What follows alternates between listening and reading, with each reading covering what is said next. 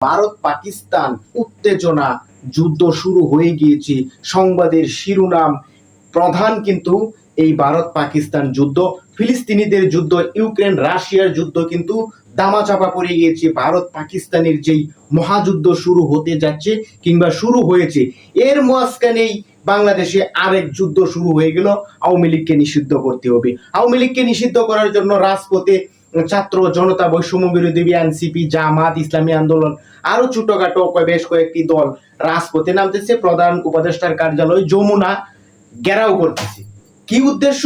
উদ্দেশ্য একটাই, ওই ইস্যু একটাই, সাবেক রাষ্ট্রপতি আব্দুল হামিদ খানকে কারা যেন টাকা খাইয়া কিভাবে যেন এয়ারপোর্ট থেকে বিদেশে পাড়ি দিয়ে দিছে, অর্থাৎ পালাইতে সহযোগিতা করছে। হ্যাঁ, আওয়ামী লীগকে যদি পুনর্বাসিত করতেই চান, এইভাবে আমরা দেখেছি আওয়ামী লীগের হাই ভোল্টেজ শীর্ষস্থানীয় নেতৃবৃন্দদেরকে কিন্তু সসম্মানে দেশ থেকে পালাতে সহযোগিতা করেছে সেনাবাহিনী এবং এই অন্তর্বর্তীকালীন সরকারের এই লোকজন। সেটা অস্বীকার করার নেই কিছু।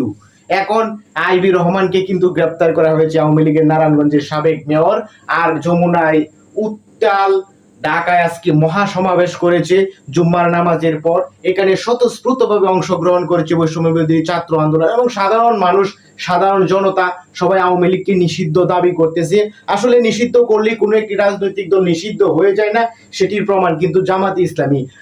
যারা ক্লিন ইমেজের পরিচ্ছন্ন রাজনীতিবিদ, একজন একটা দলকে ভালোবাসতেই পারে, কিংবা যারা অপরাধী তাদের বিচারের আওতায় আনা হোক, এবং যারা কোনো ধরনের অন্যায় অবিচার অপরাধের সাথে জড়িত নয় তাদেরকে রাজনীতি করার সুযোগ দেওয়া উচিত বলে আমি মনে করি। যারা অন্যায় করেছে, যারা অপরাধ করেছে, তাদেরকে দৃষ্টান্তমূলক শাস্তির ব্যবস্থা করতে হবে, যাতে করে অদূর ভবিষ্যতে কোনো রাজনৈতিক দল, কোনো রাজনৈতিক দলের ব্যক্তি কিংবা কর্মী, নেতা এ ধরনের অন্যায়ের সাথে, এ ধরনের অপরাধের সাথে জড়িত না হতে পারে।